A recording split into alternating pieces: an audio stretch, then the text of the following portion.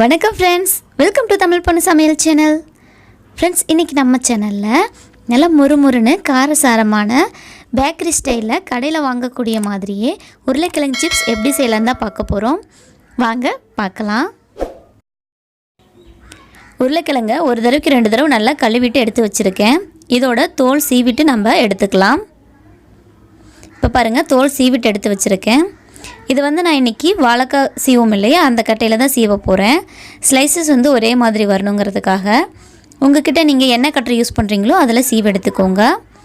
நல்லா ரொம்ப மெல்லிசாகவும் இருக்கக்கூடாது, ரொம்ப தடிமனாகவும் இருக்கக்கூடாது. நார்மல் மீடியமாக இருக்கணும். ரொம்ப மெல்லிசாக இருந்தால் சீக்கிரம் கருகி போயிடும். ரொம்ப தடிமனாக இருந்தால் பார்த்திங்கன்னா மொறுமொறுப்பு டேஸ்ட்டு வராது. அதனால நார்மல் ஸ்லைசஸாக எடுத்துக்கோங்க. இதை ஸ்லைஸ் பண்ணி எடுத்த பின்னாடி தண்ணியில் போட்டு நல்லா ஊற வச்சுருங்க. இதில் இருக்கக்கூடிய ஸ்டார்ச் எல்லாமே ரிமூவ் ஆகணும். அதனால் ஒரு 15 நிமிஷம் நீங்கள் அதை அப்படியே தண்ணியிலே விட்டுருங்க. 15 நிமிஷம் கழித்து அதை எடுத்து நல்லா வடிகட்டிக்கலாம். தண்ணி இல்லாமல் ஃபுல்லாக எடுத்துருங்க. எடுத்த பின்னாடி ஒரு 2 தடவை தண்ணி ஊற்றி ஃபுல்லாக அதில் இருக்கிற ஸ்டார்ச் ரிமூவ் ஆகிற வரைக்குமே நீங்கள் நல்லா க்ளீன் பண்ணி எடுத்துக்கோங்க. நான் ஒரு 2 தடவை 3 தடவை க்ளீன் பண்ணிட்டேன். இப்போ பாருங்கள், தண்ணி ஊற்றின பின்னாடி ஸ்டார்ச் எதுவுமே இல்லை. அதனால் கை நல்லாவே கிளியராக தெரியுது இல்லையா, அந்த மாதிரி வர அளவு நீங்கள் எடுத்துக்கோங்க. இப்போ தண்ணி எல்லாமே நல்லா வடிகட்டி எடுத்தாச்சு. இதை நம்ம டிஷ்யூ பேப்பரில் வச்சு ஃபேன்லேயோ அல்லது வெயில்லையோ காய வச்சு எடுத்துக்கலாம். அந்த ஈரப்பதம் குறையிற அளவு காய வச்சா கூட போதும். நான் இன்றைக்கி வெயிலில் தான் வச்சுருக்கேன். வெயிலில் காய வச்சு எடுத்திருக்கேன். இப்போ அதில் இருக்க ஈரப்பதம் எல்லாமே பார்த்திங்கன்னா இல்லாமல் நல்லா ட்ரை ஆகிடுச்சு. இதை நம்ம வானிலை போட்டு பொரிச்சு எடுத்துக்கலாம். இதுக்கு நீங்கள் உருளைக்கிழங்கு சிப்ஸ் செய்யும் போது எண்ணெய் பார்த்திங்கன்னா நல்லா ரொம்ப ஹீட்டாக இருக்கணும். அப்படி இருந்தால் தான் போட்ட உடனே பார்த்திங்கன்னா நல்லா பொரிஞ்சு வரும். ஹீட் கம்மியாக இருந்துச்சுன்னா சிப்ஸ் பார்த்திங்கன்னா வதன்னு ஆயிரும், மொறுமொறுன்னு கிடைக்காது.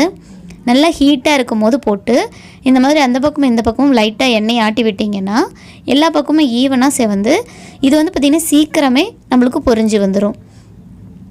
கொஞ்சம் லேட் விட்டிங்கன்னா கூட பார்த்திங்கன்னா லைட்டாக கருக ஆரம்பித்து அப்படியே ஃபுல்லாக கருகிடும். இப்போ ஓரளவு நல்லா பொரிஞ்ச பின்னாடி எடுத்துக்கோங்க. ஓரளவு பொன்னிறமாக செவந்த பின்னாடி எடுத்துக்கோங்க. இதே மாதிரி நான் மற்ற எல்லாத்தையுமே பொரித்து எடுத்துக்க போகிறேன்.